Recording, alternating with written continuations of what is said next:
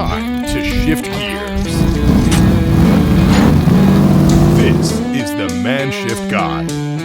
Welcome back to the podcast. This is the Man Shift Guide, and today we have Dan, who I don't want to give away too many spoilers because it's kind of his story to tell. But I will tell you that he is a law school graduate. He is a organizer of a nonprofit, and he is an advocate. And all of those things are very uniquely to him. And without giving too much away, because again, I said this is his story, and I like him to share what he has to say. And we can just start off with you introducing yourself, Dan. Well, thank you for having me. It's great to be here. And yeah, like you said, I am a leader of a nonprofit that I started while I was in law school, and I hold a master's in health administration as well. But I'm also somebody who was born blind and has a couple of other disabilities as well. And so I'm excited to talk about all of those things and how they have combined to help me become the man I currently am and also the man that I'm meant to be. Yeah, I love that. And I don't want to be like too sensitive of like topics because I forgot I usually ask like if there's something that you are uncomfortable with talking about, but I kind of want to start with like your I guess you say level of blindness because I know there's some people who are like completely blind or there's some people who have like a little bit of vision or like what are we talking about here? Yeah, so I have no vision in my right eye and a just a little bit of peripheral vision in my left eye. Okay. So I can read some print if it's, yay bigs, that sort of thing. Sure. But I think it's also important here because, I have just enough eyesight that they tried to squeeze every last drop out of it when I was in school, Hmm. particularly, K-12. Sure. And that prevented me from learning Braille and learning how to use a long white cane, all of those things until I was a few months shy of my 18th birthday. Hmm. And so I always try to sprinkle in at the beginning of this. When you think law school, you think another master's degree, you think, okay, education must have come relatively easy. And no, actually, I was, for all intents and purposes, functionally illiterate up until I was 17 years old because you can't really do much if you can't read letters unless they're 3 inches tall. So I think it's Interesting. always important about how we frame these things. Sure. And you would think going into law school would be lots of reading, lots Yeah. of learning history and reading about different types of law theories as well as historical court cases and all of these kinds of things that you would have to do.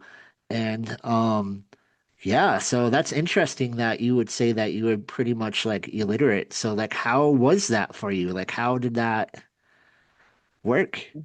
Well, fortunately, by the time I got to law school, I had experienced a number of mindset shifts, and one of them was learning to use alternative techniques, and the technology had also caught up. So I went through law school 2018 through 2021, where you could get pretty much everything you needed on an iPad, and the iPad has built-in accessibility tools, including text to speech. So by that point, I was able to say, hey, so long as they provide me my accessible textbooks, I could be like laying in bed, just chilling out, having my iPad read to me compared to my classmates, hunched over, straining to read 100 pages at a time. Hey, now who has the disadvantage? Right. And to be able to even like get into law school, I mean, I would say that like you weren't a dummy. Like you were successful in your like high school career, right? Okay, you didn't really have the reading ability, but like you got high enough grades to be able to go into a law school. Well, here's actually what happened. Huh. So I completely missed out on grade 7 through 11, like Oh. completely. And then in what should have been my senior year in high school, I finally made my way to a school for the blind, which is where I learned the alternative techniques. And I did decently enough on my SAT and to get into get into Boise State at that time for my undergrad, and I actually got my GED while I was doing some more advanced blindness training a year later, Mm, which is how I got into undergrad. And then I mentioned earlier having other disabilities. One of them is that I have pretty severe anxiety and ADHD. So when I got into um, my first attempt at college, I actually struggled with my mental health pretty severely. And the more I tried to get help for it, the more the medications actually made it harder. mm. So the long and the short of it is, it took me over a decade to get my bachelor's degree between having to drop out and start all over again and take some time in between to work and to get myself straightened out.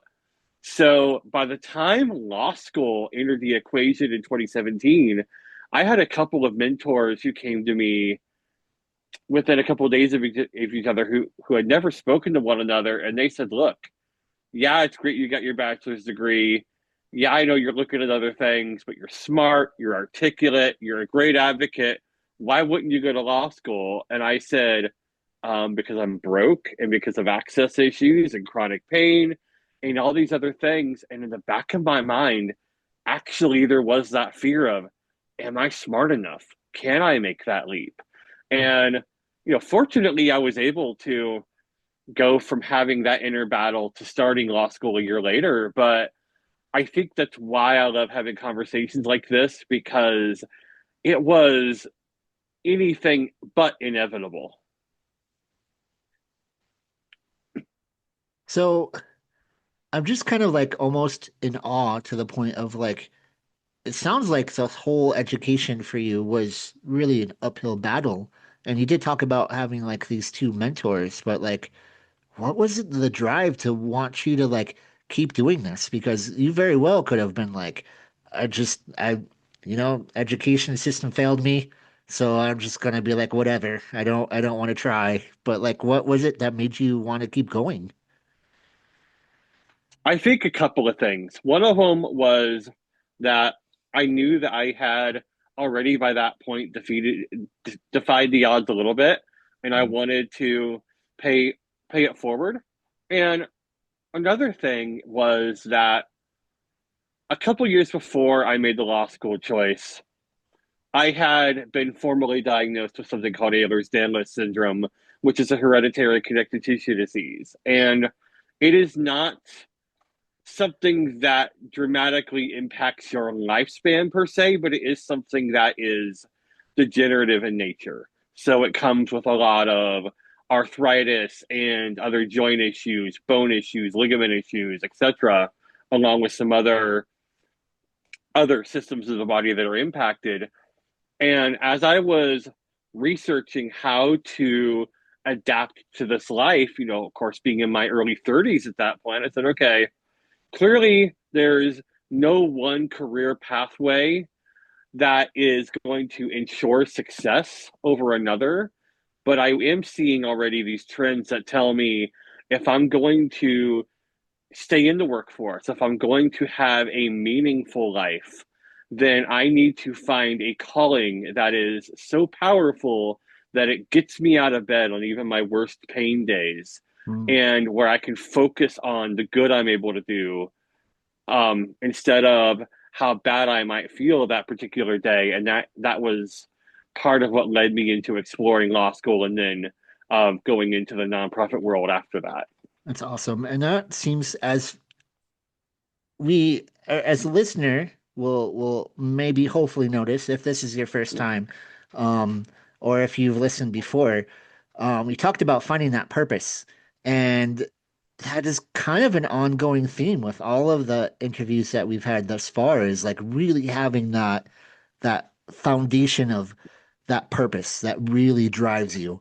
And I would kind of say, and I would ask that with having that diagnosis, and you said that like it doesn't really affect your lifespan, but do you think that you're kind of like more driven to do these things because you don't know how long you'll be able to be capable of doing these things? Absolutely. Hmm. So let's talk about that moving forward part, like paying it forward. So we've gotten through school and you've had the mentorship and stuff. Now let's talk about the nonprofit that you're doing and like you're an advocate for other people who have disabilities. And I've listened a little bit to the other things that you have sent me, but I want to go a little bit more deeper into that of like how that looks. Like what is it that you're trying to do with that nonprofit? Yeah, so we are literally trying to get the world to think about and to talk about the topic of accessibility and inclusion differently. Okay. And so my cousin and I started this back in 2019 when I was in law school, and we just saw too many people falling through the cracks. And I guess you could say we saw too many people talking past each other on the way to trying to solve this issue. And so we are really focused on getting people to the table, particularly stakeholders who have not been traditionally engaged in this work. So, we do a lot of outreach to businesses and houses of worship, other nonprofits, anywhere we can go and say, we're not here to tell you everything you're doing wrong. We're here to take what you're already doing and help you level up. That Sure. is that is our nonprofit in a nutshell. So, what kind of accessibility are we talking about here? Like, what do we mean by that? So you have everything from your traditional physical accessibility to digital accessibility, or really other types of programs where you look at, are you designing a workplace, a culture where everyone is able to thrive? And I think all of it really comes down to saying accessibility done right, inclusion done right, it's not even about disability anymore. It's about putting a series of systems in place that empowers all of your people to do their best work and show up as their best selves. Hmm. So it kind of sounds more like not necessarily teaching them how to be more inclusive and how to be more accessible, it kind of sounds like. So kind of like having more opportunities for more people to get into like careers that they're interested in and things of that sort. Yeah, and I think, you know, in one case, it may be sitting down with a small business owner or an HR professional and saying, let's take a look at your recruiting and hiring practices to make sure you have access to all of the best candidates. Right. And maybe go a little deeper and say, I understand why you would envision this type of person fulfilling this role, but can I entertain you and look with the prospect of examining this through a different lens? An example I use is like you were saying earlier, law school involves a lot of reading. It does, but reading doesn't have to mean sitting down with a textbook. And there's so many other examples where we have been boxed into this idea that performing a task means a certain series of steps, and really it's opening the conversation back up and saying, we're not compromising on the standards, we're not telling you that you need to abandon your goals, but there may be a different and even better way to get there that you may not be prepared to find on your own, simply because we bring a different perspective and series of life experiences to the table. Interesting.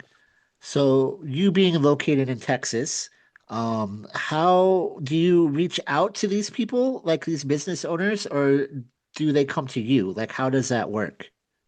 Yeah, so we are operational really throughout the world. Hmm. And so if somebody wants to hop on a Zoom with me, we could certainly do that. And, if somebody wants to do an in-person workshop, we've done those as well. And it's all about finding a way to help every organization out there who's willing to work with us, help them again level up, help them get more out of what they're doing. Because what I tell people is I came from an advocacy world before where it was all about, well, you got to do more for the blind. You got to do this, you got to do that. And it was so one sided that one could have reasonably gotten the impression that it didn't matter if the business went out of business the next day, so long as it was accessible. And I'll tell people, like, it doesn't do me any good if I help you improve your website only for you to go under the next day. Nobody wins in that scenario. It's all about making sure that all of us have the ability to access your goods and services or to be part of your team or whatever the case may be, that we can all do it in a way that is seamless and efficient and really maximizes the benefits you offer for everyone. Hmm. So it sounds almost like this is something that those businesses would come seeking for you who are already interested in wanting to do this and how to open up the doors a little bit more for more people. I hope so. I mean, I hope we get there. Right now, we're honestly building that platform, which is one of the reasons why I wanted to talk with you. And I'm doing as many conversations as I can because right now we're in a world where a lot of businesses are scared due to the economic situation and other factors. And then you have this other element where the conversation around accessibility and inclusion is fundamentally broken. Hmm. People have been taught this false narrative that inclusion and meritocracy are at odds with each other, and done correctly, they are absolutely not. They are as symbiotic as it comes.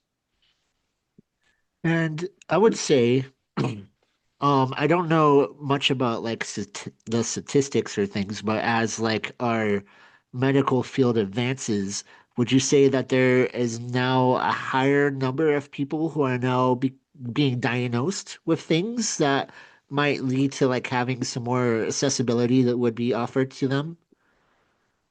Yeah, and the other thing that really factors in here is the population is aging and we're Mm, living longer. yes. So, the the the number that the CDC puts out already is that 27% of the American population lives with some sort of disability. Um, there's reasons to believe that that's actually an underestimate, believe it or not, simply Mm, because a lot of people with invisible disabilities, chronic pain, chronic fatigue, other sorts of chronic illnesses or psychiatric conditions, whatever the case may be, they're less inclined to claim that title or that label as it were. mhm. So you're seeing a phenomenon, like you said, of there's more medical advancements that are keeping people alive who may not have otherwise lived to adulthood. That's one element. Another is the aging, and then finally you have people who are simply becoming more more ready to claim that as being part of their identity and to shirk the stigma, so to speak. Sure. And so this kind of brings up another interesting idea is that your definition necessarily of like disability, like it's not necessarily people who have like those big, like obviously the ones that we could see. Like we're talking like all kinds of disabilities. Like it's not just people who suffer who are like, well, I can't say, shouldn't say suffer because I don't say people with disabilities don't necessarily suffer. Um, but you have your people who are deaf, and you have people who are blind, you have people who have any various of things. But what are these like non what was the term that you put? Yeah, Non-visual, what was yeah. that? So invisible disabilities. So Visible it disabilities. it can be anything from a serious chronic illness, whether it be physical or mental. It can be something like a learning disability, so Mm, dyslexia or dyspraxia. And a lot of organizations in the past have narrowed the definition of disability both within and without the disability community. So a lot of disability organizations have focused primarily on the visible, and also a lot of outside forces have tried to narrow the focus. And in our nonprofit, we use the more expansive definition that came from the Americans with Disabilities Amendment Act of 2008. And we do it both because it validates more people's lived experience, but also because it helps, I think, everybody understand that if we're looking at a universal design perspective where we're designing things to be accessible and inclusive from the from the drawing board and beyond, as opposed to an accommodation perspective, it makes sense to view the entire disability picture Mm. as opposed to saying we have to limit this because there's only so much to go around. Sure. Yeah, that would make sense. And now I'm curious about how far like this advocacy goes. Like, have you attempted to like change laws as well as reaching out to things? Like, have you pushed like some like, hey, government, like let's look at this?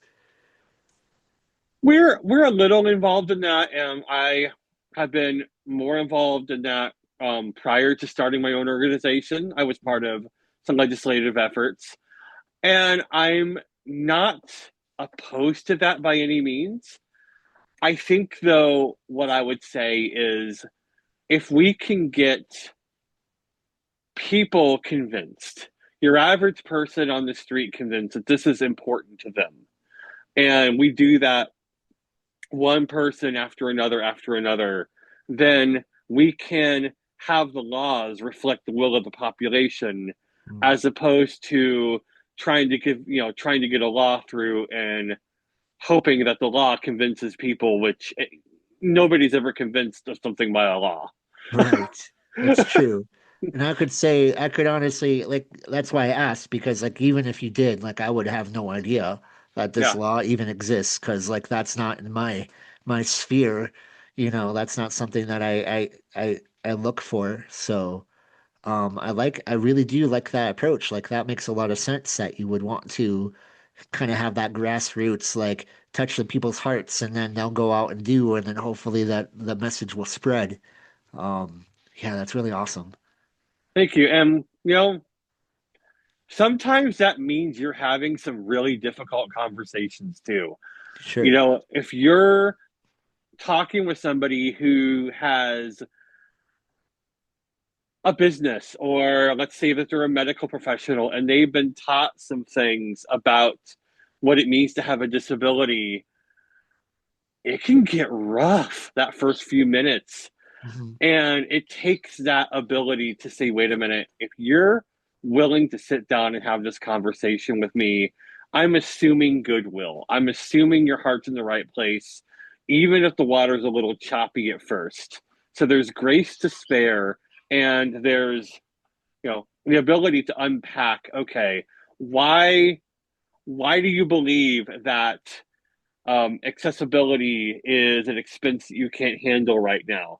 Oh, it's because you've been taught that these things are really pricey and that they don't pay for themselves. Okay, so we can drill down and we can say, okay, if I showed you data that actually disproves that assumption, would you be willing to have a conversation with me on a different level?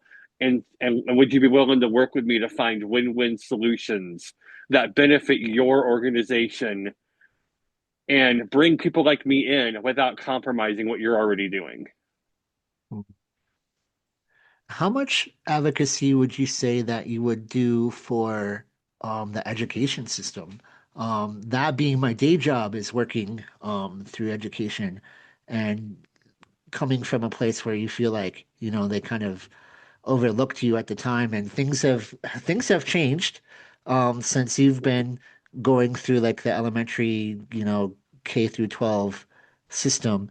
But I feel like there's even a lot more that can be done there as well. Have you looked into or have you done anything in that way too? Yeah, and we do a couple things. We work with educational professionals when we can and say, hey, let's talk about what it means to try to learn with a disability. We also try to elevate the idea that it would be beneficial for educational systems to take a real look at having more disabled teachers and administrators in the system, because there's nothing quite like having a mentor or a teacher who has your same lived experience. I love that Um, idea. and then, the other is we go and we talk about disability history, disability culture, things that are not very much talked about. And then also, I love, I like, if you were to say, hey, would you be willing to do a Zoom call with my students and do a Q&A session about what it means to be blind? I'd say, absolutely, let's do it tomorrow. I love that. I love that. And I might even be pressed to talk to some of my people in the place that I work at. Like, hey, we should do this. Like this, I think this would be a good idea. Love the conversation that we've had. I did get my cue. So as my last question always is, who in your life have you looked up to that has helped you on your path? You know, I I learned a lot from my dad growing up. He was a preacher for many years, and he viewed giving back to the community as being one of his most important, I'm not going to say obligations, but one of his most important responsibilities, I think is the right word. And he was also somebody who believed in changing his mind when the facts warranted it. So I've thought about, as I've evolved as a human being over the last, really over the 4 decades I've been alive, but really, especially over the last several years, I thought about that and saying, hey, just because I held a certain perspective for a while doesn't mean I have to continue holding it. It's okay. And it's even good to think about things differently. I love that. Seems like a pretty special person. Yeah. Um, I I lost him back in 2007. He was somebody who dealt with Agent Orange poisoning. And so Oh, he had a really severe neuropathy for the last 8 years of his life. And sure. um, so he wasn't able to see me graduate with any of my degrees and any of this other stuff, at least on this side of the veil. But, you know, yeah, I think about him quite a bit as I'm out there trying to get people to, choose the path of peace and service and reaching upward as opposed to the current toxic soup that we live in. Sure. I can say that. I'm for sure that he sees you and everyone else in your life sees you and you're doing great things. And I'm super stoked that you took the time to be able to talk to us here. And what is the best way that we can find you? So, um, I am on LinkedIn, Daniel Hodges, JD, and my organization is Pieces of Me Foundation. That's PEACES of me.org. We spelled it that way for a reason. So yeah, those are probably the two best. And on LinkedIn, I'll be sharing some information about my Substack as well. But yeah, if you're out there and you want to know more about having the kind of conversations we've talked about, businesses, schools, other organizations, don't care how big the audience is, let's do it. Yeah. Let's have a good conversation and let's move. The tagline for our new program that we're launching at Pieces is "Make a friend, move a mountain." So let's do it. Awesome. I love it. And as always, I will be sure to put those things in the description so you don't have to go searching and rewinding and like, how did you spell it again? Like it will be there. Um, and as always, you can always contact me as well, and I would be more than willing to do that through our email. the Man Shift Guide at Gmail, as well as our Facebook page or YouTube or any other way that you find us. And in the meantime, again, thank you for the conversation that we've had. And this has been the Man Shift Guide, and we'll see you in the next one.